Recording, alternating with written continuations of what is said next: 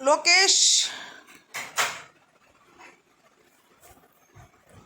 hello, good morning student. Today we have start the new chapter and the name of chapter is French Revolution. देखिए French revolution के बारे में देखेंगे कैसे French revolution जो है हुआ और किस तरह से उसने फ्रेंच रिवॉल्यूशन ने आसपास के पूरे वर्ल्ड को अफेक्ट करा, उसके बारे में है ये चैप्टर। ठीक है, तो let us start. On the morning of 14 जुलाई 1789, देखो 14 जुलाई 1789 city of Paris one in state of alarm. जो पेरिस है ना सिटी, वो क्या थी, मतलब वहाँ पर थोड़ा सा रिवॉल्यूशन जैसा कुछ एक्टिविटीज़ हुई। ठीक है, तो उसके बारे में ही है। King had commanded troops to move into city. King ने ट्रूप्स मतलब ग्रुप जो है आर्मी का, उसको क्या किया, सिटीज़ में मूव करने के लिए लोगों को कहा कि भी यहाँ से चले जाओ। Rumours spread that it would soon order the army to open fire upon citizen. Rumours spread मतलब कहने का मतलब बहुत ज़्यादा आक्रोश फैल गया और आर्मी ने क्या करी, फायर स्टार्ट कर दी। किसके ऊपर? सिटीजन्स के ऊपर। ठीक है, यहाँ तक। Some 7,000 men and women gathered in front of the town hall and decided to form a people militia. क्या किया उन्होंने, जो 7,000 मैंस हैं और वोमेन गैदर्ड हो गए, किसके गैदर हो गए, किसके, कहाँ पर? टाउन हॉल के सामने। और क्या किया, पीपल ने ग्रुप बना लिया, कहने का मतलब। ठीक है, they broke into number of government building in search of arm. उन्होंने क्या किया,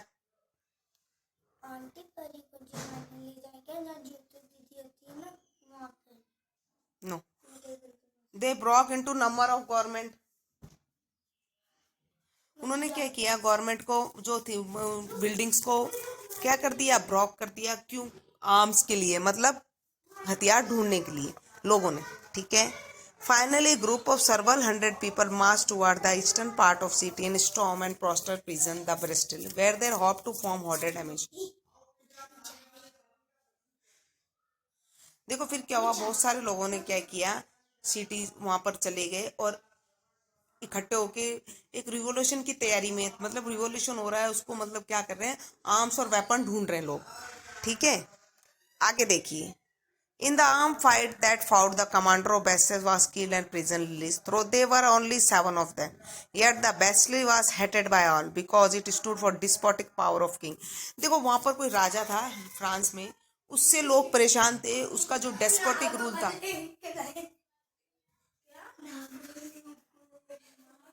डेस्पोटिक रूल मतलब होता है, देखो राजा का राज। राजा क्या करता है, लोगों को शोषण करता था, मतलब बुरी तरह से उनको इल ट्रीट करता था, लोग उनसे क्या थे, परेशान थे। ठीक है,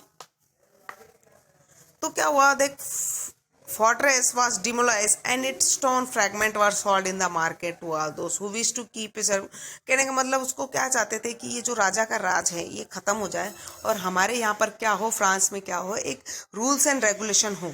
समझ गए? तो रूल्स रेगुलेशन से क्या होगा, वहां पर एक सिस्टमेटिक फॉर्म्स, तो सिस्टमेटिक फॉर्म ऑफ गवर्नमेंट होएगी। ठीक है, तभी तो वो रिवॉल्यूशन कर रहे थे ताकि राजा का राज खत्म हो जाए और वहां पर एक सिस्टमेटिक फॉर्म। क्या हुआ, सेवा करेगा, नाथ बाबा का दर्शन करके आत्मघाती जाल नाथ बाबा करेगा सेवा, पाएगा मेवा लीजा, देखो काले बाबे का दर्शन कर लीजा, अनंत हो जाएगा, मुक्त करेगा। ठीक है, तो कहने का मतलब वो क्या चाहते थे कि डेस्पोटिक रूल है वो क्या हो, उसका खात्मा हो और यहाँ पर एक सिस्टमेटिक फॉर्म हो गवर्नमेंट की, ताकि रूल्स रेगुलेशन से सरकार चले। ठीक है, यहाँ तक क्लियर है? आगे देखो, आगे क्या कह रहे हैं ये, कि फ्रांस में रिवॉल्यूशन से क्या हुआ, धीरे धीरे और आसपास के एरिया में भी फैल गया वो रिवॉल्यूशन, और उसके बाद वो भारत में भी आया। तभी तो हमने भी ब्रिटिश के खिलाफ एक्शन लिया था ना। तो इसलिए वो चाहते थे कि एक सिस्टमेटिक फॉर्म आ जाएगी अगर फ्रांस में, तो वहां पर जो राजा का जो गलत तरीके का राज है वो क्या हो जाएगा, खत्म हो जाएगा। ठीक है, आगे देख, देखो, the day that follow saw more writing power both in Paris and in countries I most people were protesting against the high price of bread. और देखो उधर क्या हो गया था, ये जो रिवोल्यूशन से जो ब्रेड की प्राइस है फ्रांस में क्या था, खाना है वो ब्रेड खाते थे लोग, उसकी प्राइस हाई हो गई थी। ठीक है, लोग परेशान हो रहे थे रिवोल्यूशन की वजह से। ठीक है, और much later when historians look back upon this time they saw it was the beginning of chain of event that ultimately led to exclusion of king in France। लोगों का क्या था कि जो पावर, जो राजा का राज था फ्रांस में, उसको क्या करना, एक्सक्यूजन मतलब खत्म करना था उनको। ठीक है, तो most people at the time did not anticipate this outcome. How and why did this happen. देखिए अब कैसे कैसे हुआ, क्या हुआ, ये डायग्राम दिख रहा है, ये डायग्राम क्या शो कर रहा है, देखो उस टाइम कितना तेज रिवोल्यूशन हुआ। क्या चाह रहे थे लोग, ये देखो कि ये चीजें जो हैं यहाँ पर सिस्टमेटिक फॉर्म गवर्नमेंट की आ जाए और जो रूल्स एंड रेगुलेशन से चले सब। ठीक है, तो अपना फर्स्ट चैप्टर जो हिस्ट्री का है वो यही कह रहा है कि लोग खड़े हो गए क्यों, एक डिस्पोटिक रूल्स को खत्म करने के लिए। तो जो देखो बच्चों, फ्रांस की जो सोसाइटी थी ना 18वीं शताब्दी में, ठीक है, वो बहुत अच्छी नहीं थी कंडीशन। राजा ने पूरी तरह से उनका शोषण कर लिया था, सबकी प्राइजेस हाई कर दी थी और सोसाइटी बहुत ज़्यादा सफ़र कर रही थी। तो इस रूल को ख़त्म करने के लिए उन लोगों ने रिवोल्यूशन किया, तब जाके ये चीज़ें ख़त्म हुई फ्रांस से।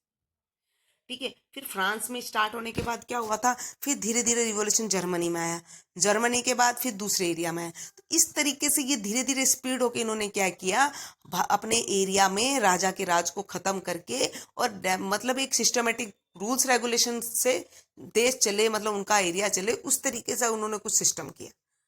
ठीक है, तो अपने चैप्टर में पूरा रिवॉल्यूशन के बारे में, थोड़ा सा चैप्टर बोरिंग है ना, ऐसा नहीं है कि भाई थोड़ा, लेकिन आपको 10th में थोड़ा ये इसका है ना, मतलब आपको समझना जरूरी है कि भी इस चैप्टर की थीम क्या है। कुल मिला के बस सिंपल सी चीज है, इस चैप्टर में है रिवॉल्यूशन के बारे में है, जो राजा करते थे राज, उसको खत्म करना था उनको, बस यही इनका उद्देश्य था। फिर क्या हुआ था, धीरे धीरे धीरे धीरे ये फ्रांस, जर्मनी, इटली और यहाँ पर पूरे एरिया में जो धीरे धीरे इन्होंने क्या किया, इन चीज़ों को ख़त्म करके एक सिस्टमेटिक फॉर्म गवर्नमेंट की लेके आए। ठीक है, उससे क्या हुआ, सिस्टमेटिक फॉर्म ऑफ गवर्नमेंट आ गई तो क्या हो गया, उन देश मतलब राष्ट्र का क्या होने लगा, उनको नौकरी मिलने लगी और मतलब बहुत सारी चीज़ें उनके सामने, अच्छी अच्छी चीज़ें आई। ठीक है, तो ये जरूरी था। ठीक है, अब देखो इन 1774 लॉइस जो 16 थे, वो बोर्बन फैमिली के राजा थे। ठीक है, उन्होंने क्या किया, फ्रांस की गद्दी संभाल ली थी। ठीक है, थोड़ा सा मैं आपको बता रही हूँ फ्रांस के बारे में कि क्या था, वहाँ की सोसाइटी कैसे थी, वहाँ के लोग कैसे रह रहे थे, कौन राज्य कर रहा था वहाँ पर। ठीक है, he was 12 year old and married to Austrian prince Mary Antinori. You are having a book, तो please open the book of history, page number 4। Okay, देखिए वो 20 ईयर के थे और उन्होंने शादी किससे करी थी, ऑस्ट्रेलियन प्रिंस से, जिनका नाम क्या था, मैरी एंटोनेटी। ठीक है, upon his accession the new king found an empty treasury. Long year of war had drained and financial resource of France. देखो क्या हुआ, लॉन्ग ईयर ऑफ वार, बहुत टाइम तक वार चलता रहा और had drain the financial resource of France, मतलब उसने क्या किया, जो भी फ्रांस के जो रिसोर्सेज थे फाइनेंशियल, मतलब पैसा जो है वो सारा क्या हो गया था, खत्म हो गया था। क्यों, क्योंकि वार में पैसा तो क्या होता है बच्चों, वार से कोई देश खुश नहीं रहता, वार होने से दोनों तरफ ही हानि है, लाइफ की भी, पैसे की भी, सब चीज की लॉस है, इसलिए हम वॉर को अवॉइड करते हैं।